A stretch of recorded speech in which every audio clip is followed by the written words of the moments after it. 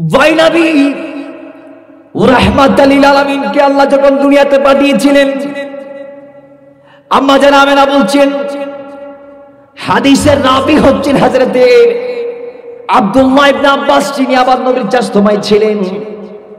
তিনি বলতে লাগলেন, আম্মা জান আমেনার মনে তিনি বলেছেন, দুনিয়ার মানুষ যেদিন আমার নবী রাহমাতাল লিল আলামিন জমিনে কদম দিয়েছে, সেই রাতে আমি দেখেছি আরবের জমিন সহ তামাম বিশ্বের জমিনে যত পশু পাখি ছিল, যত চতুষ্পদ জন্তু জানোয়ার ছিল, প্রত্যেকের জবান আল্লাহ খুলে দিয়েছেন। জুড়ে বলেন সুবহানাল্লাহ।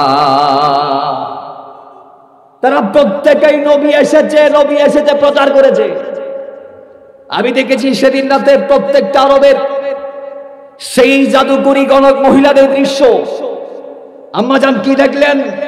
কই আমি দেখছি সেদিন ওই রাতে যেই মহিলারা অগ্রিম সংবাদ দিত, একদিন পরে কি হবে আগে বলে দিত, এক সপ্তাহ পর কি হবে আগে বলে দিত, এক বছরে কি হবে আগে বলে দিত। আমি দেখেছি সেদিন রাতে ওই মহিলারা, জাদুকরী গণক মহিলারা এবং ভবিষ্যৎ দ্রষ্টারা তাদের সমস্ত জ্ঞান আল্লাহ ছিনিয়ে নিয়েছেন, এবং যারা জিনকে হাজির করে ভবিষ্যতের সংবাদ মানুষদেরকে জানিয়ে দিত, তাদের বাধ্য করত। জিনরা সেদিন আসতে পারে নাই, কারণ জিনেরাও সেদিন মিলাদুন নবীর খুশি উদযাপন করেছে। আমি আমেনা দেখেছি সেদিন রাতে আরবের এই জমিনের যত প্রতাপশালী রাজা বাদশা, তাদের সিংহাসনকে আল্লাহ উল্টিয়ে দিয়েছেন। হোক সে কিসরা, হোক সে কাইসার, হোক সে নাজাশী, আরবের প্রত্যেকটা প্রতাপশালী রাজা বাদশার সিংহাসন উল্টে গিয়েছে। জবান বন্ধ হয়েছে, মুখ দিয়ে বুলি বের করতে পারে নাই। এবং সেদিন রাতে আম্মা জান আমেনা খাতুন বলছেন, আমার ছেলে আসবে।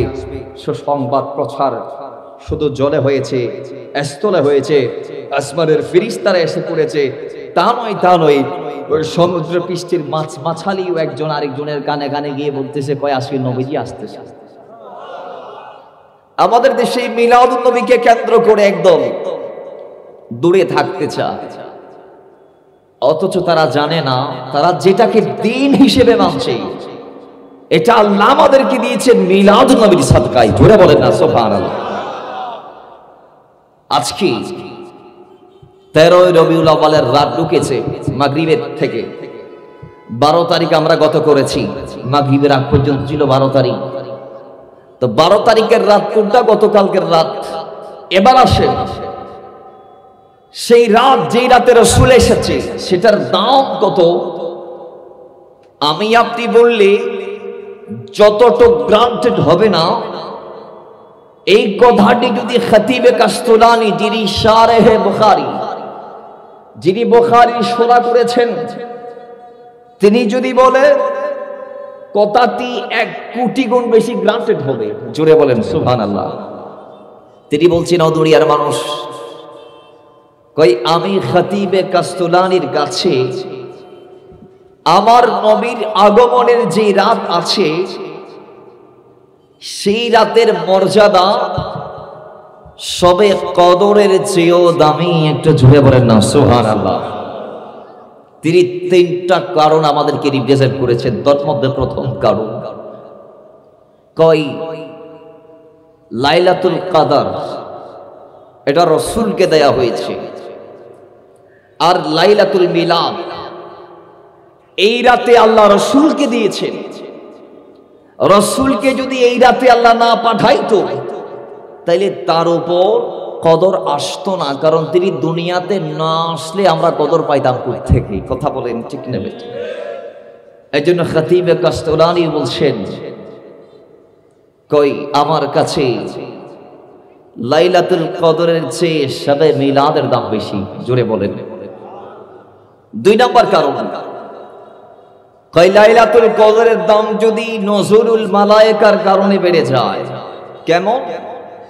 কই আল্লাহ বলেছেন, তানাজ্জালুল মালায়েকাতু ওয়ার রূহু ফিহা বিইذনি রাব্বিহিম মিন কুল্লি আমরিন সালাম। সুবহানাল্লাহ পড়বেন না? কই এই রাতে আল্লাহ জিবরাইল আলাইহিস সালামকে দুনিয়াতে পাঠায়, তার সঙ্গে ফেরেশতারা থাকে। কয় ফেরেশতাদের আগমনের কারণে যদি লাইলাতুল কদরের দাম বাড়ে, তাই আমাদেরকে মাথায় রাখতে হবে শবে মিলাদে, লাইলাতুল মিলাদে খুদ রাসূলুল্লাহর আগমন হয়েছে। তো জিবরাইলের আগমন দামি নাকি রাসূলের আগমন দামি? আওয়াজ একটু জোরে, জিবরাইলের আসাটা দামি না রাসূলের আসাটা দামি? কই এজন্যই আমার কাছে শবে মিলাদ দামি। 3 নাম্বার কারণ, কই আল্লাহ লাইলাতুল কদর শুধু মুসলিম উম্মাদেরকে দিয়েছেন। ইহুদি, নাসারা, খ্রিস্টান যারা আছে এরা কদরের সওয়াব থেকে মাহরুম। কথা ঠিক নেবে ঠিক? কিন্তু পক্ষান্তরে লাইলাতুল মিলাদ আল্লাহ সমগ্র বিশ্ববাসীকে দিয়েছেন। কিভাবে? আল্লাহ বলেছেন, মা আরসালনাকা ইল্লা রাহমাতাল লিল আলামিন, হাবিব আপনাকে আমি জগৎ সমূহের রহমত বানিয়ে পাঠিয়েছি। আপনি বলতে পারেন রহমত আরো অনেক আছে, যেমন কোরআন। কিভাবে? আল্লাহ বলেছেন, ওয়া নুনাজ্জিলু মিনাল কোরআনি মা হুয়া শিফাউন ওয়া রাহমাতুল লিল মুমিনিন। কোরআন হচ্ছে মুমিনদের জন্য শুধুমাত্র রহমত, কাফেরদের জন্য নয়। যারা জমিনে আল্লাহর হাবিবের দ্বীনকে মানছেন না তাদের জন্য নয়। কিন্তু এই লাইলাতুল মিলাদে যে রাসূলকে আল্লাহ দিয়েছে সেই নবী তামাম আদম এবং গোটা আলামিনের জন্য রহমত। আল্লাহ কোরআনের বেলায় বলেছেন রাহমাতুল লিল মুমিনিন, মুমিনদের জন্য শুধু কোরআন রহমত। আর নবীর বেলায় বললেন রাহমাতুল লিল আলামিন, আমার নবী গোটা আলামিনের জন্য রহমত। জোরে বলেন সুবহানাল্লাহ। তাহলে এই জন্য আমার নবীর আগমনের রাতটা দামি। সুবহানাল্লাহ, জোরে বলেন। সেখানে আমি আরেকটা কাউন্ট করতে চাই, সেটা কি? কদরের মেইন যেই কারণে দাম বেড়েছে সেটা হচ্ছে ইন্না আনজালনাহু ফি লাইলাতিল কদর। আল্লাহ বলছেন কদরের দাম বাড়ার পিছনে একটি কারণ, সেটা হচ্ছে আমি আল্লাহ কোরআনকে এই রাতে নাযিল করেছি, পাঠিয়েছি। সুবহানাল্লাহ। তো এবার আপনারা বলুন, কোরআন দামি নাকি রাসূল দামি? একটু আওয়াজ জোরে, কোরআন দামি নাকি রাসূল দামি? আবার এখানে ডালাওভাবে আমার নবীকে দামি বলার সুযোগ নাই, আবার ডালাওভাবে কোরআনকেও দামি বলার সুযোগ নাই। আলা হযরতের যে ব্যাখ্যা সেটা আমি দিয়ে দিচ্ছি। আলা হযরত বলছেন কোরআনকে যদি মাখলুক হিসেবে ধরে নেওয়া না হয়, কোরআনকে যদি আল্লাহর সৃষ্টি হিসেবে ধরা না হয়, যদি কোরআনকে আল্লাহর সিফাত হিসেবে ধরে নেওয়া হয়, তাহলে কোরআন রাসূলের চেয়ে দামি। আর কোরআনকে যদি মাখলুক হিসেবে ধরে নেওয়া হয়, সেটাকে যদি আল্লাহর সৃষ্টি হিসেবে ধরে নেওয়া হয়, তাহলে আল্লাহর কসম কোরআনের চেয়ে আমার নবী মদিনাওয়ালা রাহমাতাল লিল আলামিন কোটি গুণ দামি। কারণ কোরআনের জন্য আল্লাহ নবীকে কোরআনের দুয়ারে নিয়ে যায় নাই, বরং কোরআনকে আল্লাহ আমার নবীর দুয়ারে পাঠিয়েছেন। জোরে বলেন না সুবহানাল্লাহ। কিভাবে?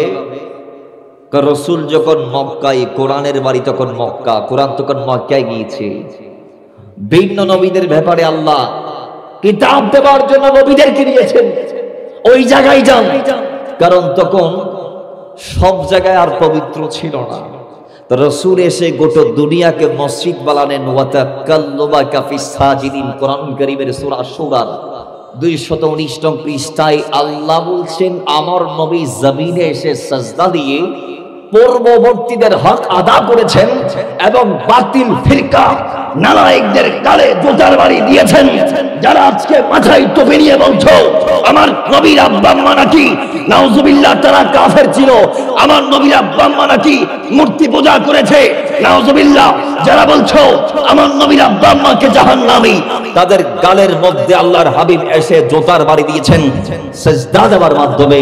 এবং আল্লাহ বলেছেন ওয়া তাকাল্লুবাকা ফিস সাজিদিন, হাবিব আপনি যেই সিজদা দিয়েছেন সেটা আজকে আপনি দিচ্ছেন না, সেটা আপনাকে যারা বহন করেছে সাইয়্যিদিনা বাবা আদম থেকে খাজা আব্দুল্লাহ পর্যন্ত, মা আমেনা থেকে মা হাওয়া আলাইহিস সালাতু ওয়াস সালাম পর্যন্ত, যারা যারা আপনি নবীর নূরকে তাদের পৃষ্ঠে এবং রেহেমে লালন করেছে, ধারণ করেছে, সংরক্ষণ করেছে, হেফাজতে রেখেছে, প্রত্যেকেই ছিল সেজদাকারী। যেই সেজদা আপনি রাসূল আজকে দিচ্ছেন, আপনার পূর্ববর্তী আপনাকে বহনকারীরাও একইভাবে আমি আল্লাহকে সেজদা করেছিল। জুড়ে বলেন।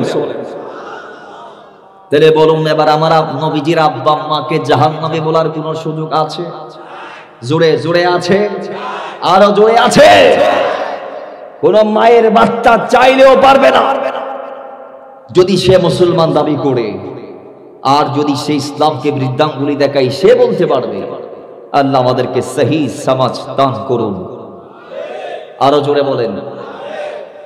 তাহলে বাবার আমার, সেই কোরআনকে আল্লাহ রসুলের কদমে কদমে নিয়েছেন। রসুল সাল্লাল্লাহু আলাইহি যখন হুজরাতে ছিল, কোরআন তখন হুজরায়। নবীজি জিহাদের মাঠে, কোরআন সেখানে। নবীজি গারে সূরে, কোরআন সেখানে।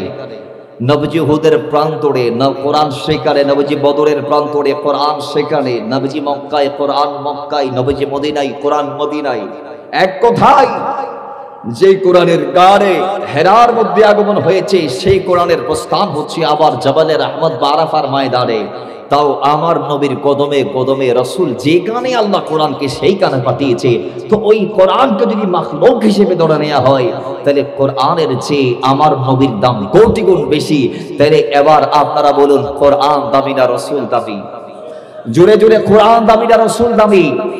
তো লাইলাতুল কদর যদি কোরআনের আগমনের কারণে এটার দাম যদি বেড়ে যায়, তাহলে লাইলাতুল মিলাদ হচ্ছে ওই রাত যেই রাতে রাসূলের আগমন হয়েছে। মাথায় রাখবেন, আমার নবী ওই নবী যিনি না হলে কোরআন হতো না। ঠিক কি না বলেন? না, নবী না হলে কোরআন পাইতাম? বলেন বলেন, কোরআন পাইতাম?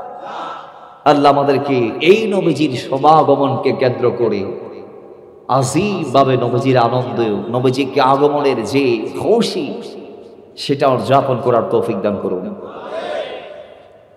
কেউ কে বলবে মিলাদুন নবী কোথায় আছে? বলবেন আমাদের নসিবে আছে। কোথায় আছে?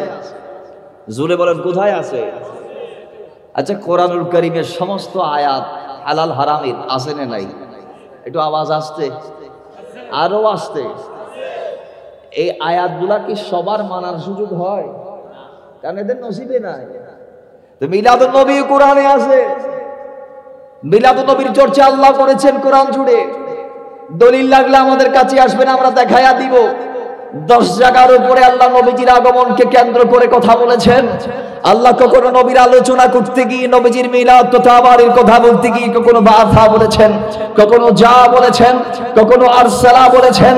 আল্লাহ কোরআনের জায়গায় জায়গায় প্রজাগায় আমার নবীর আগমনের বার্তা দিয়েছেন, কথা বলেছেন। রাসূলকে পাঠার আগেও আল্লাহ আমার নবী যাবে সেই কথা বলে দিয়েছেন। কিন্তু বাতিলরা তো সেগুলা দেখে। জোরে বলেন, সেগুলা দেখে। তাহলে মাথায় রাখবেন, তারা যদি এটার বিরোধিতা করে, তাহলে বলবেন তোদের নসিবে নাই, তোদের কিছুই নাই।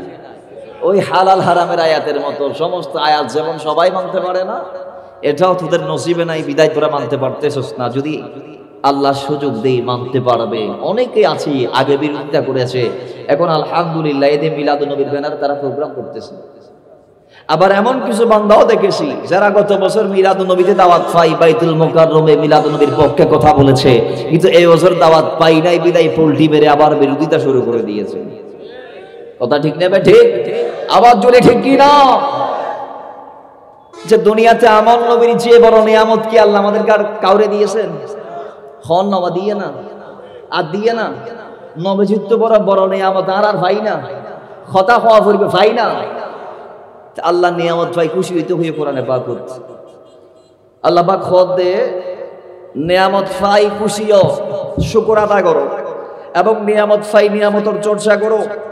আল্লাহ পাক কোরআনুল কারীমের মধ্যে ডাক দিচ্ছেন, বান্দা ওয়া আম্মা বিনিআমাতি রাব্বিকা ফাহাদ্দিস। নিয়ামত পেয়েছো, নিয়ামতের চর্চা করো। আর এক আয়াত আল্লাহ বলছে ওয়াশকুরু নি'মাতাল্লাহি ইন কুনতুম ইয়াহু তা'বুদুন। ঈমানদার যদি নিজের দাবি করতে চাও, তাহলে নিয়ামত আল্লাহ যেগুলা দিয়েছে এগুলার শুকর আদায় করো। আরেক আয়াতে আল্লাহ পাক নিজে এলান দিচ্ছে, ও বান্দা দুনিয়ার জমিন আমি তোমার কত নিয়ামত দিয়েছি তুমি জানো? একটু গণনা করো না। 13 পারা 58 পৃষ্ঠা সূরা ইব্রাহিমের 34 নং আয়াত। আল্লাহ বলেন ওয়া ইন তাউদ্দু নি'মাতাল্লাহি লা তুহসুহা। এত নিয়ামত আমি আল্লাহ তোমার দিয়েছি যেগুলা তুমি গুনতে পারো কিন্তু গুনে শেষ করতে পারবে। আল্লাহ এত নিয়ামতের মাঝে সবচেয়ে শ্রেষ্ঠ নিয়ামত কোনটি? যেই নিয়ামতের ব্যাপারে তুমি বললা ওয়া আম্মা বিনিআমাতি রাব্বিকা ফাহাদ্দিস ওয়াশকুরু নি'মাতাল্লাহি ইন কুনতুম ইয়াহু তা'বুদুন। যেই নিয়ামতের ব্যাপারে তুমি বললা ওয়াজকুরু নি'মাতাল্লাহি আলাইকুম। আল্লাহ সেই নিয়ামত কোন নিয়ামত, সর্বশ্রেষ্ঠ নিয়ামত কোনটি আমরা একটু জানতে চাই। তখন আল্লাহ 4 পারার 10 নং পৃষ্ঠার সূরা আলে ইমরানের 164 নং আয়াত নাযিল করে আমাদেরকে জবাব দিয়ে দিচ্ছেন, লাকাদ মান্নাল্লাহু আলাল মুমিনিনা ইদ বাসা ফিহিম রাসূলা। ওই এই বান্দা তোমার পায়ের পাতা থেকে পায়ের তলা থেকে মাথার চুল পর্যন্ত আল্লাহ যা যা দিয়েছেন সব নিয়ামত, সব নিয়ামত, সব নিয়ামত। মাথা কত বড় নিয়ামত যার নাই সে বুঝে, কান কত বড় নিয়ামত যার নাই সে বুঝে, চোখ কত বড় নিয়ামত যার নাই সে বুঝে, দাঁত কত বড় নিয়ামত যে হারাই সে বুঝে, জিহ্বা কত বড় নিয়ামত যার নাই সে বুঝে। বাবারা আমার, জবানের বুলি, এই যে আমরা কথা বলছি, এটা কত বড় নিয়ামত বোবা থা যে আল্লাহ যাকে দেই নাই যিনি বোবা সে বুঝে।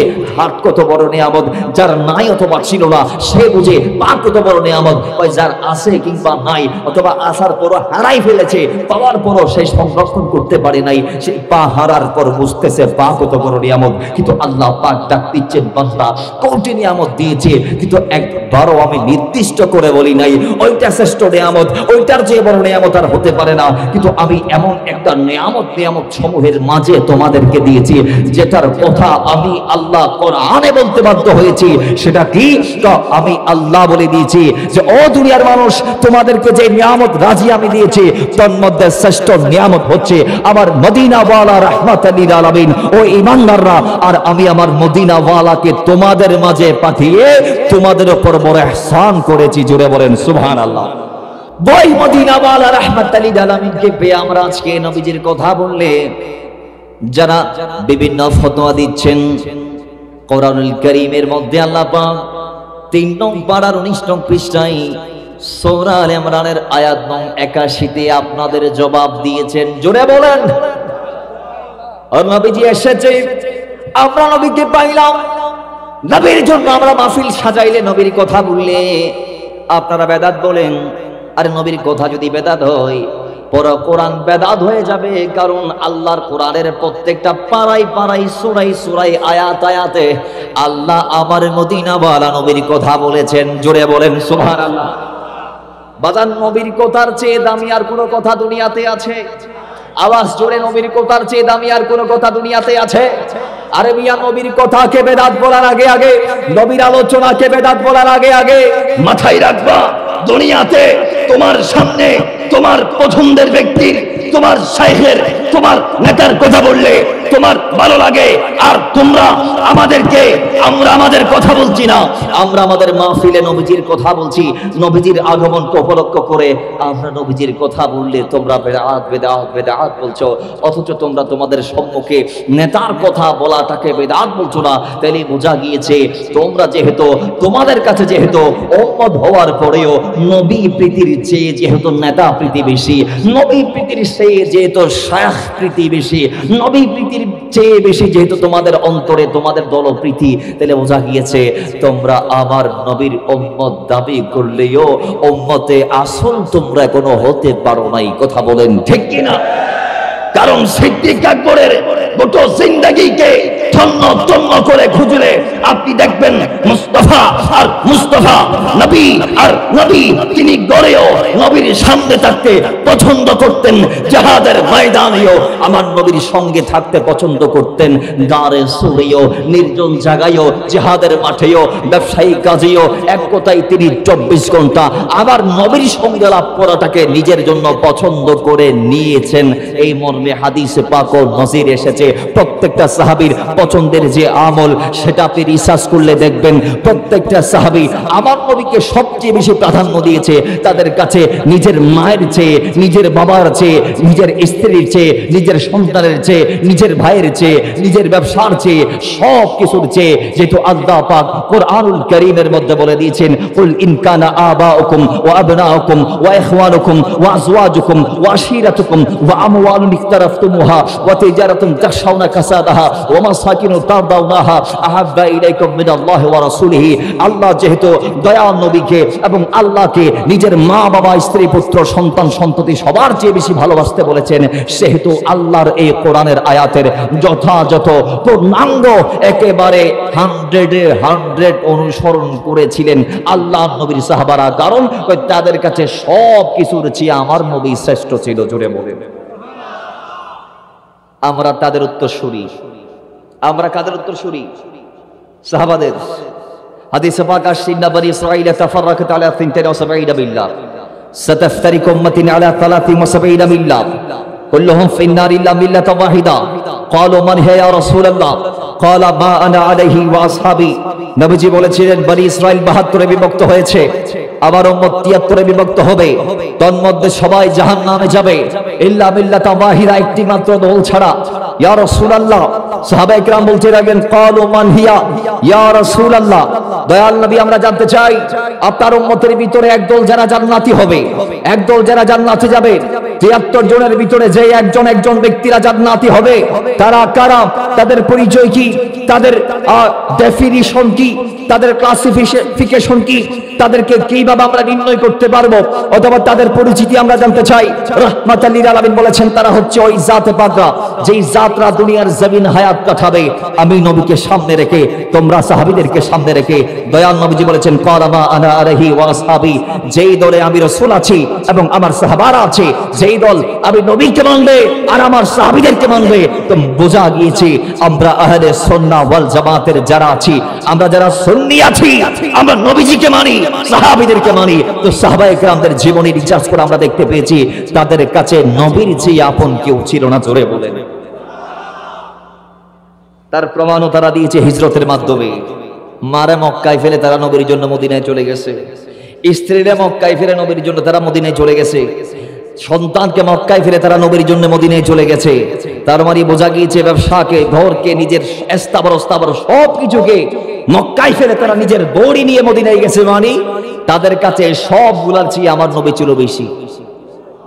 কথা ঠিক কিনা বলেন? আমাদের কাছেও সেম, আমাদের কাছেও সেম। আমরা নবীর জন্য আমাদের দলের ব্যক্তিদেরকেও ছাড়ি না। আপনি ইতিহাস তালাশ করেন পেয়ে যাবেন। আমরা নবীর জন্য আমাদের স্কলারদেরকেও ছাড়ি না, তাদেরও আমরা জবাবদিহিতা দেই।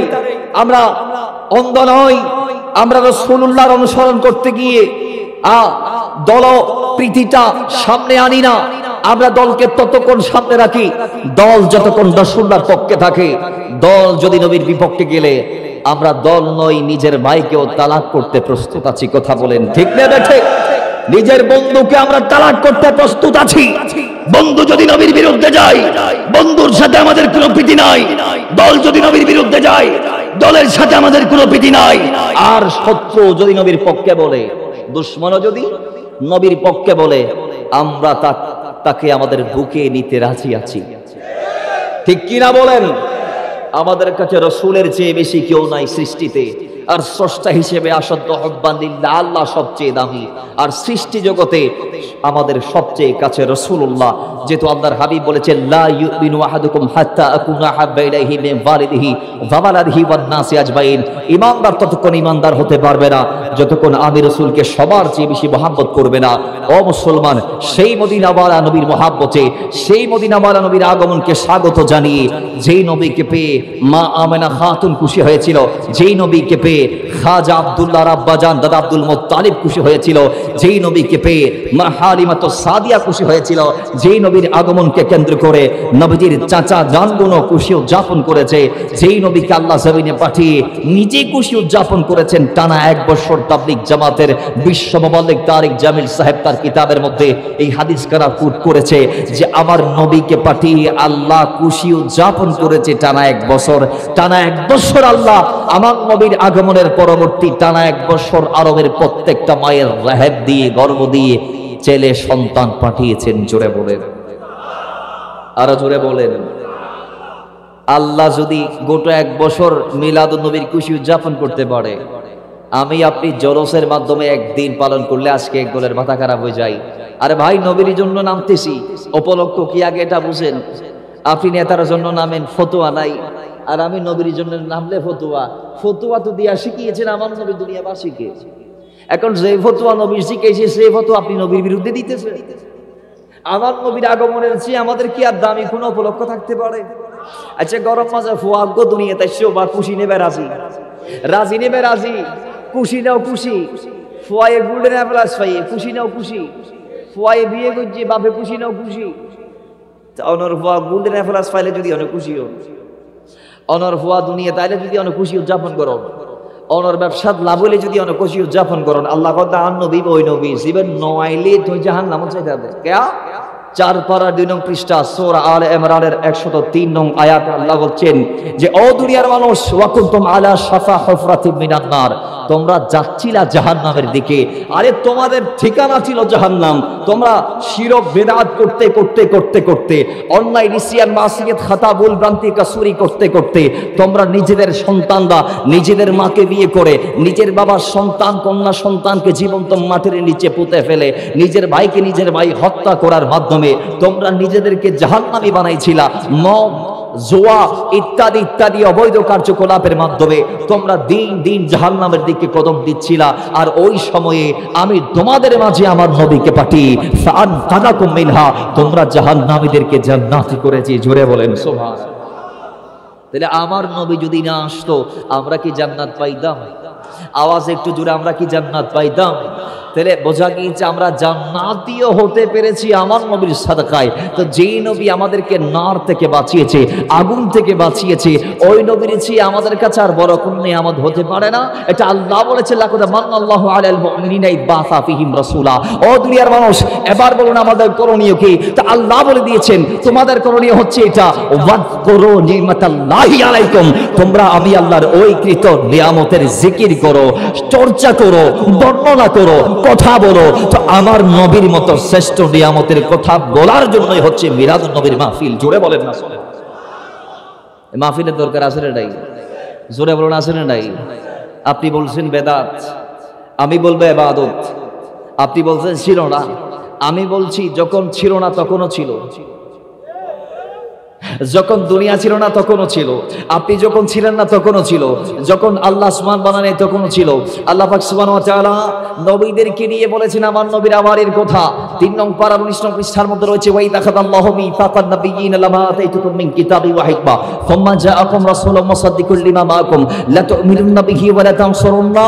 আল্লাহ এই আয়াতে সুম্মা জাআকুম বলে প্রত্যেক নবীকে জানিয়ে দিয়েছেন ভাই আমার নবী যদি তোমাদের সময়ে চলে আসে, নবীর মিলাদুন নবী যদি হয়ে যায়, তাহলে ও নবীরা তোমরা তোমাদের ধর্মকে বাদ দিয়ে লা তু'মিনুন্না বিহি, তোমরা আমার নবীর উপর ঈমান আনবা। জোরে বলেন ওয়ালা তানসুরুন্না, আর নবীকে গোলাম হয়ে সাহায্য করবা।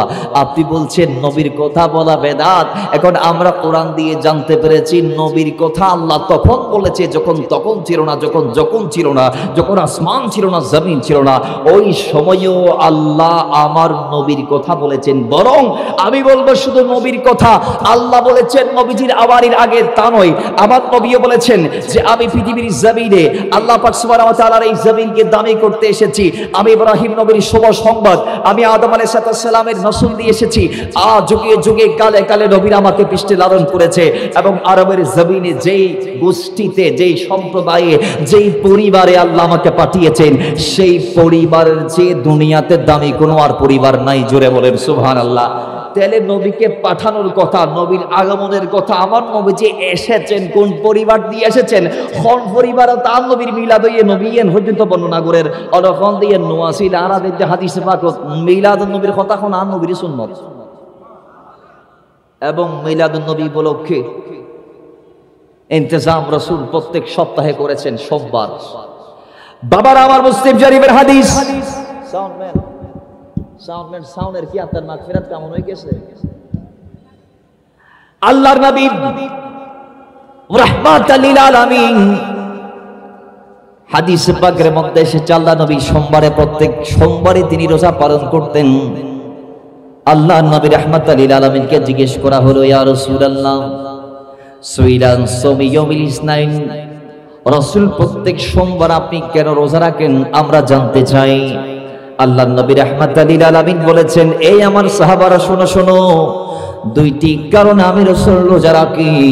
তন্মধ্যে প্রথম কারণ এই সোমবারে আমার আল্লাহ আমাকে দুনিয়াতে পাঠিয়েছে, এই সোমবার আমি রাসূল দুনিয়াতে কদম দিয়েছি।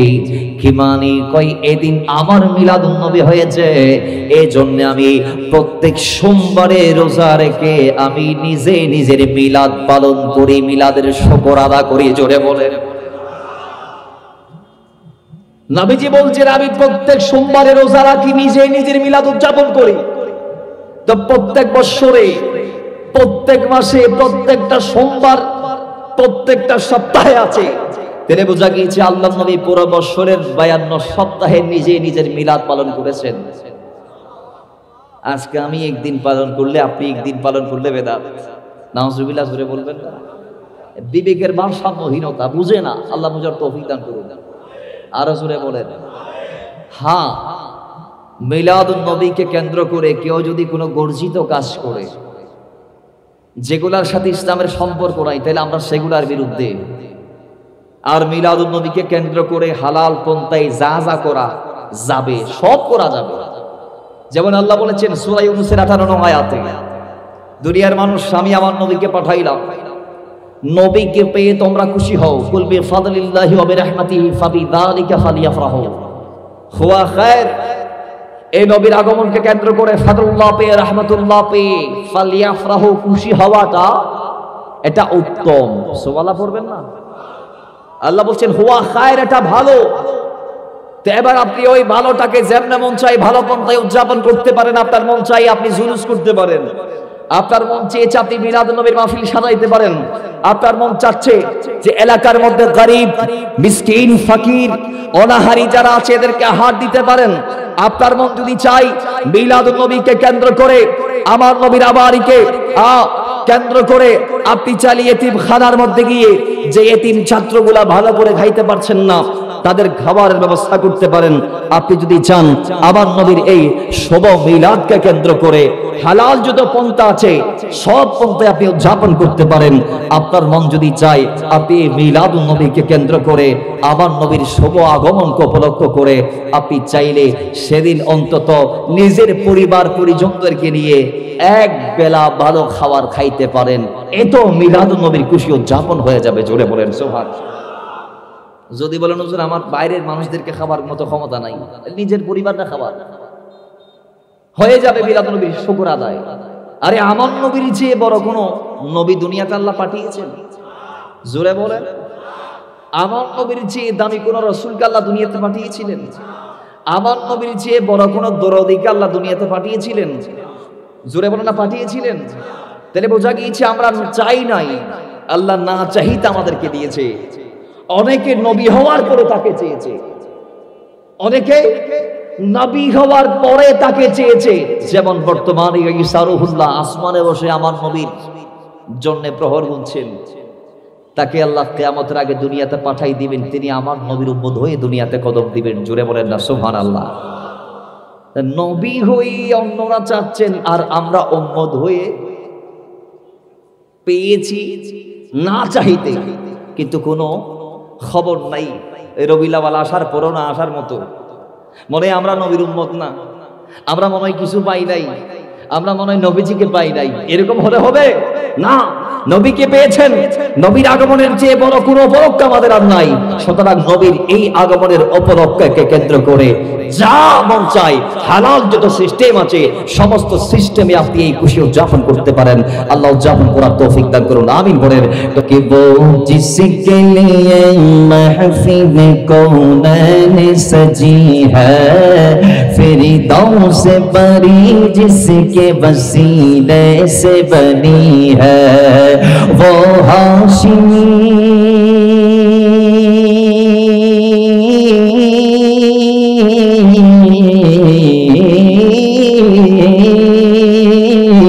वो हाशिमी माँ की मदनी और अरबी है, वो मेरा नबी मेरा नबी मेरा नबी है, वो मेरा नबी मेरा नबी मेरा नबी है, वो मेरा नबी है, वो मेरा नबी है, वो मेरा नबी है, वो मेरा नबी है, वो साथ की जो मज़हर लौला का नमा है, जो साहिब रफ़ शब मेराज हुआ है, असराबी इमाम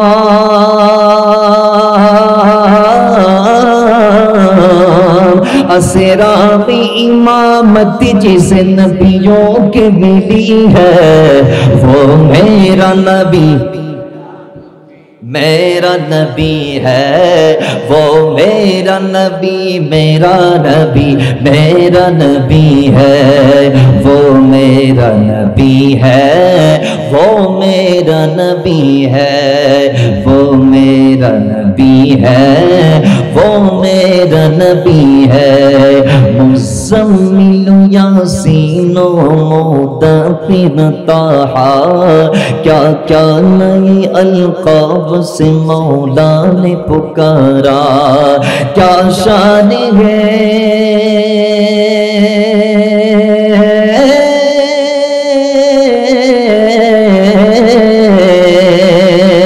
अरे क्या शान है उसकी है जो उम्मी लक़बी है, वो मेरा नबी है, वो मेरा नबी, मेरा नबी मेरा नबी है, वो मेरा नबी है, वो मेरा नबी है, वो मेरा नबी है, वो मेरा नबी है। अल्लाहुम्मा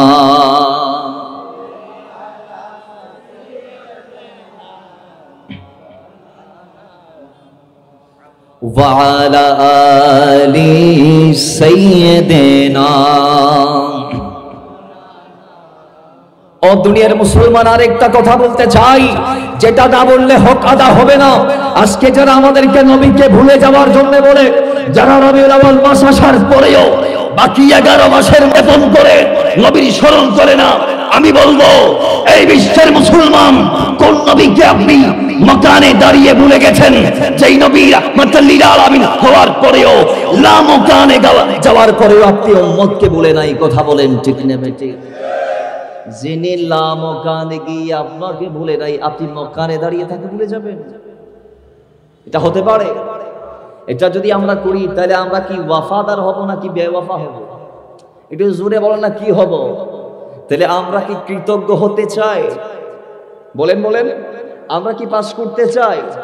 উম্মত হিসেবে অনেকে এসেছে, তন্মধ্যে আবু জাহাল অথবা সাইবা এদের মতো হয়ে লাভ নাই। সিদ্দিক আকবরের মতো যদি একটা সেকেন্ড দুনিয়াতে কাটাইতে পারি, বাস জান্নাতের জন্য কাফি। সুতরাং আমরা চাই সিদ্দিক আকবরের মতো দুনিয়াতে থাকতে। আমরা চাই নবীজির উম্মতের মতো, যাকে উম্মত বলা হয়েছে, যাকে অনুসারী বলা হয়েছে, সে প্রকৃত পক্ষে যদি নবীর অনুসরণ না করে তাহলে সে উম্মত মুখে দাবি করবে, কোরআন তাকে সার্টিফাই করবে না। কথা ঠিক কি না? আমি যদি বলি জায়গার মালিক আমি, আমি যদি বলি জমির মালিক আমি, তাহলে মালিক আমি নয়। কাগজ যদি আমার হাতে থাকে অথবা কাগজ আরেকজনের হাতে থাকলেও কাগজে আমার নাম থাকলে আমি জমির মালিক। কথা ঠিক কি না? এজন্য আল্লাহ উম্মত হিসেবে নবীর আগমন উপলক্ষে কেন্দ্র করে আগামী বছর থেকে যত উপযুক্ত আজিম ভাবে এই হুয়ানকের মাঠ থেকে আমি চাচ্ছি 12 তারিখে জশ্নে জুলুস হোক। আপনারা চান কি চান না? জোরে বলুন, চান কি চান না? আপনারা সবাই জানেন গত বছর আমি এসেছিলাম এই ময়দানে, হুয়ানক ইসলামী মাদ্রাসার ছাত্ররা যে জুলুস আয়োজন করে, এবছরও তারা ইন্তজাম করেছে গত বৃহস্পতিবার। কোন বার? হনবার 10 রবিউল আউয়াল ছিল এদের জুলুস। কিন্তু আমি দেখি মোটামুটি কিছু মানুষ আসে, বাকিরা আসে না। তাদেরকে আবার বিভিন্ন রাজনৈতিক ব্যানার নিয়ে রাস্তায় রাস্তায় আমার নেতা, তোমার নেতা, অমুক ভাই বলতেও দেখা যায়। তাহলে তারা নেতার জন্য নামতে লজ্জা পায় না, কিন্তু নবীর জন্য নামলে এর ভিতরে আমার বহুত মুরব্বী আছে, প্রথমা গুরু পয়েন্টে করে নাই কেনে যাই, গুরু পয়েন্টে করে নাই মুরব্বী। নবীর জন্য কোনো বুড়া নাই। কথা ঠিক নেবে? ঠিক। জোরে বলুন না, ঠিক কি না? তো আওয়াজ আরো বলে ঠিক কি না? নবীর জন্য আমরা সবাই গোলাম, আমাদের বড় পরিচয়। নবীজির পক্ষ উপলক্ষ যখন রাসূল হবে, নবীজির আগমনকে কেন্দ্র করে যখন উপলক্ষ হয়ে যাবে, তখন আমাদের বড় পরিচয় আমরা মুরব্বীও না, ছাত্রও না, মাস্টারও না, ডাক্তারও না, আমাদের বড় পরিচয় আমরা উম্মত, আমরা নবীর গোলাম। তো গোলামের কাজ গোলামি করা। গোলামের কাজ কি করা? জোরে বলুন, গোলামের কাজ। আমরা গোলামি করতে চাই কি চাই না? তো আওয়াজ জুড়ে চাই কি চাই না? নবীর আগমন হয়েছে এটা ধুমধাম করে একেবারে। আমার ভাইয়ের আমি শুনেছি এরা প্রথম রবিউল আউয়াল থেকে নাকি সামিয়ানা টাঙ্গিয়েছে, সাজিয়েছে, একেবারে প্রথম রবিউল আউয়াল থেকে। এদের পাশে আমাদের প্রত্যেকের দাঁড়ানোর দরকার আছে না নাই? শুধুমাত্র এই হোয়ানগর বৃহত্তর কুইচড়া পবিত্র জ্যেষ্ঠের জুলুস পরিচালনা কমিটি গরিব আর সাইডে ইয়েন হবে সুযোগ আছে না? হতাহন আছে না? আজকে আমি অবাক হয়েছি, আমরা পুরো বাংলাদেশ আল্লাহ আমাদেরকে নিয়ে যাচ্ছেন, আমরা চেষ্টা করি জাসনের জুলুসটা নিজের এলাকায় করার জন্য। জুলুস নিজের এলাকায় কেন? আমি চাইলে পৃথিবীর শ্রেষ্ঠ একেবারে বৃহত্তর যেটা জুলুস সেই জামের ময়দানে আমি চাইলে থাকতে পারি, আমি চাইলে হুজুর কিবলা আলমের পিছনে ঘুরতে পারি বাকি আশেকদের মতো 70 লক্ষ মানুষদের মতো। কিন্তু আমি কেন চাই নাই? আমরা কেন এখানে না করে এখানে করছি? কারণ আমাদের নিজের এলাকাকে আবাদ করতে হবে।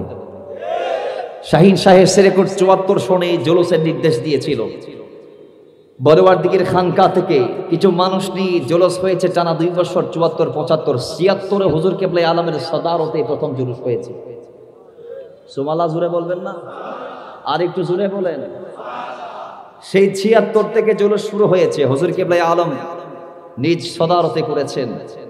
সেই জুলুস আজকে চট্টগ্রাম পেরিয়ে, কক্সবাজার পেরিয়ে, ঢাকা পেরিয়ে, পুরো বাংলার ভূখণ্ড পেরিয়ে পার্শ্ববর্তী দেশ মায়ানমার, হিন্দুস্তান, আফগানিস্তান, পাকিস্তান, ভুটান, নেপাল থেকে শুরু করে মালয়েশিয়া থেকে শুরু করে তুর্কি সহ বিশ্বের প্রায় 50-এর ঊর্ধ্বে দেশে এই জাসনে জুলুস পালন করা হচ্ছে। কথা বলেন ঠিক দেবে ঠিক?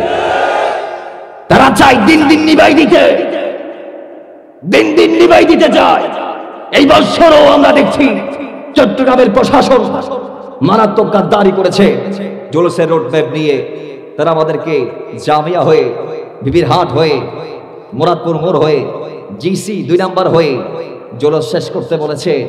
আজকে প্রশাসনের এই অদূরদর্শিতার কারণে, এই অদক্ষতার কারণে, এই হৃদয় মানসিকতার কারণে, এই মারাত্মক রোডম্যাপের কারণে মুরাদপুরে আমার 2 জন ভাইকে জীবন দিতে হয়েছে। কথা বলেন ঠিক নেবে ঠিক? সবাই হুজুর কিবলাকে দেখতে চায়। এখন হুজুর কিবলার গাড়ি প্রদক্ষিণ করবে মুরাদপুর হয়ে 2 নাম্বার গেট হয়ে জিসি, এর ভিতর না থাকলে হুজুর কিবলা দেখবে না। দেখতে গিয়ে 2 জন মানুষ দুনিয়ার জমিন থেকে জান্নাতে গেছে, অর্ধ শতাধিক কি 10 জন। তাহলে এগুলার দায়ভার কার উপর? প্রশাসনের উপর। কারণ এদের কারণে এই জিল্লাত। এরা যদি 7-4টা রোডম্যাপ দিতে পারতো, গোটা চট্টগ্রাম শহর তো লোকে লোকারণ্য ঠিক আছে, কিন্তু মুরাদপুর মোড় এটা ক্রস হওয়ার সময় অত্যন্ত, আপনারা জানেন সেখানে হাজার হাজার জোড়া জুতো পাওয়া যায় জুলুসের যাওয়ার পরে। তাহলে বোঝা যায় সেখানে অনেক বেশি লোক হয়। আমাদের প্রশাসনের উচিত ছিল রোড ম্যাপটাকে আরো প্রসারী করা, আর একটু লম্বা করা, যাতে মানুষগুলা দূরে থাকার পরও আপন আপন অবস্থানে থেকে হুজুর কিবলা আলমকে দেখতে পায়। কিন্তু এটা করে নাই।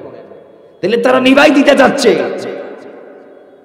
সেই 76 থেকে নিভাতে যাচ্ছে। সেই 76 থেকে অনেক চেষ্টা করেছে এটাকে নিভাতে, কিন্তু পারে নাই। আল্লাহ বলছেন পারবেও না কিয়ামত পর্যন্ত। কারণ ওয়াল্লাহু মুতিম্মু নূরিহি, আরে এটাকে নিভাইতে চাচ্ছে তারা, কিন্তু বাড়াইতে চাচ্ছে আমি আল্লাহ। তো জমিনটা তো আমার জমিনে আমি যেটা চাই সেটাই হবে। আমি আল্লাহ চাচ্ছি মিলাদুন নবীকে বাড়াতে, বিদায় সেই মিলাদ নবীর জুলুস বাংলাদেশের চট্টগ্রাম থেকে বিশ্বের অর্ধ শতাধিক রাষ্ট্রে পৌঁছেছে। জোরে বলেন না ঠিক? হচ্ছে কি হচ্ছে না? হন অন্যান্য বিভিন্ন জায়গা তো অন্যান্য অনেক যাইলে অবাক হয়েছে এবং জুলুস। আজকে আমি আমার এলাকায় দেখেছি একজন ল্যাং ল্যাং, আমার তালতো, খোদা কি কাসম, গোটো মাতার বাড়ি আজকে আমরা প্রদক্ষিণ করেছি। একেবারে অতীতে জুলুস যেখানে যায় নাই, আলহামদুলিল্লাহ এবারে সেখানে গেছে। সমস্ত কওমি মাদ্রাসা আমরা প্রদক্ষিণ করেছি, মাতার বাড়ির প্রত্যেকটা কবরস্থান আমরা জিয়ারত করেছি। তো কওমি ওয়ালারা বলছেন ভাই রে, আমরা এত বছর না বুঝে যেটার বিরুদ্ধে করেছি, আজকে দেখছি সেই সুন্নিরা আমাদের গড়ে এসে আমাদের মরা মা বাবার কবর জিয়ারত করছে।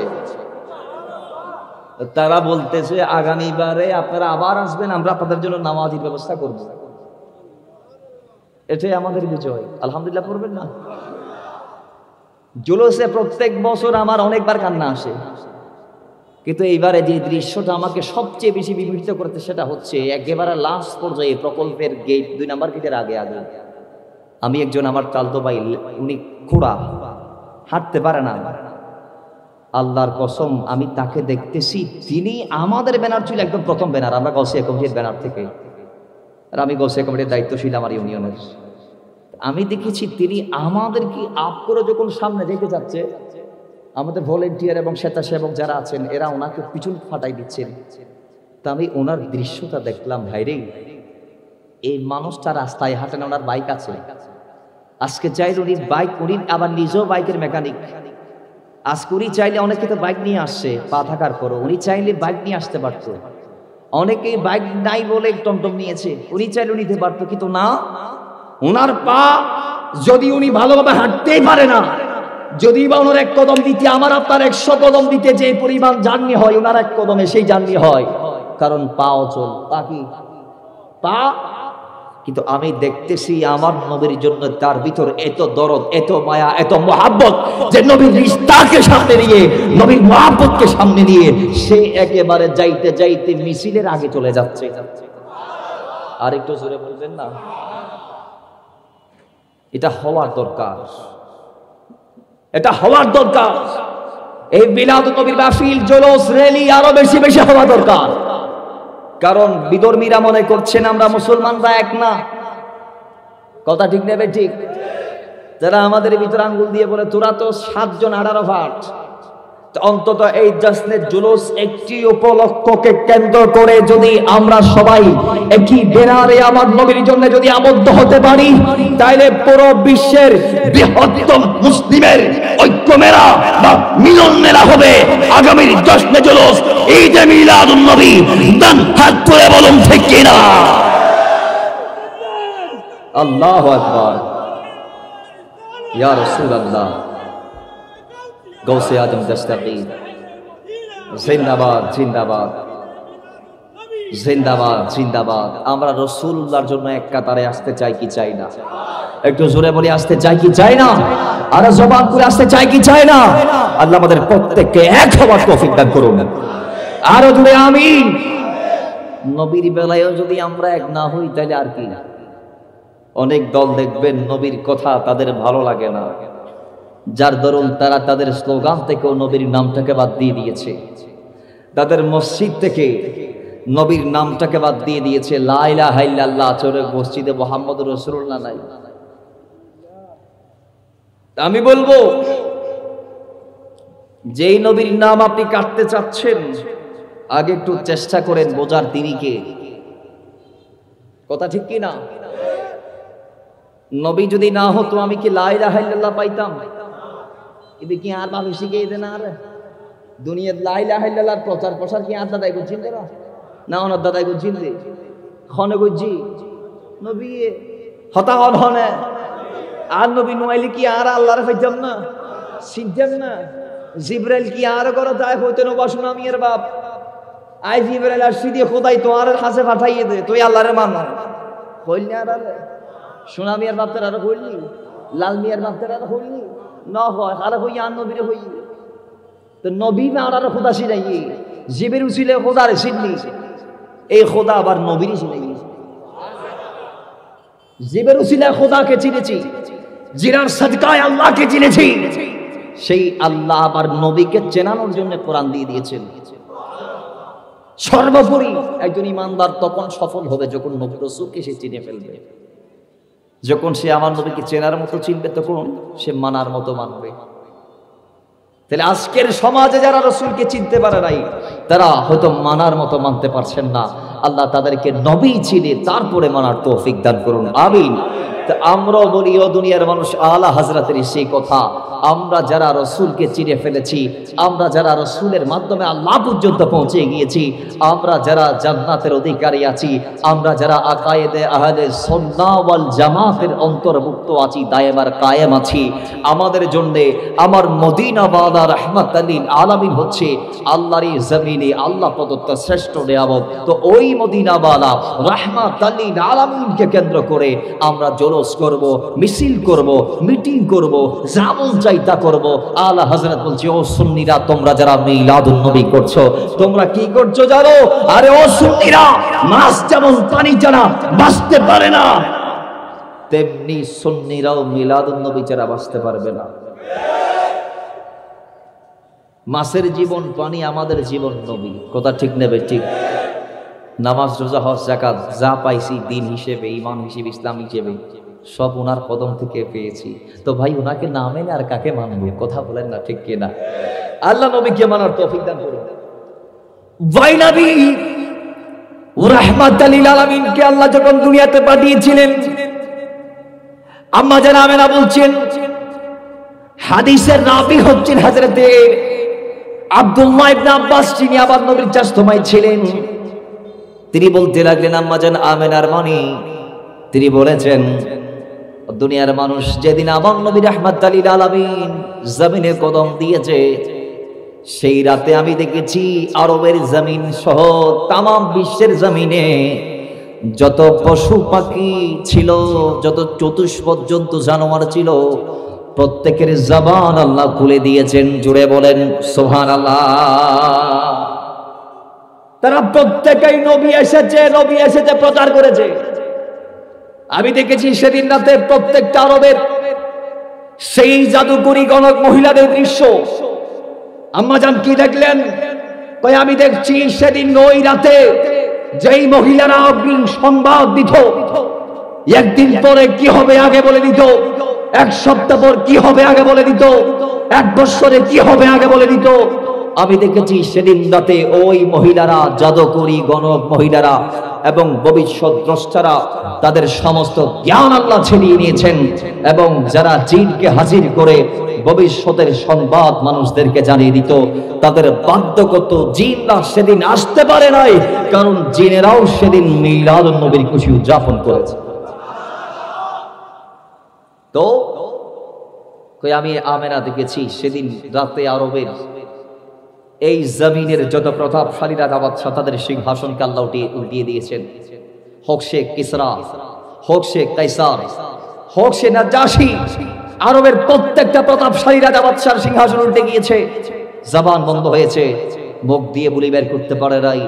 এবং সেদিন রাতে আম্মা জান আমেনা খাতুন বলছেন, আমার ছেলে আসবে, সুসংবাদ প্রচার শুধু জলে হয়েছে, স্থলে হয়েছে, আসমানের ফেরেশতারা এসে পড়েছে, তা নয়, ওই সমুদ্র পৃষ্ঠের মাছালিও একজন আরেকজনের কানে কানে গিয়ে বলতেছে, কয় আজকে নবীজি আসতেছে। তো মাছ যদি বলতে পারে, আমি কি বলতে পারবো না নূরওয়ালা আয়া হে?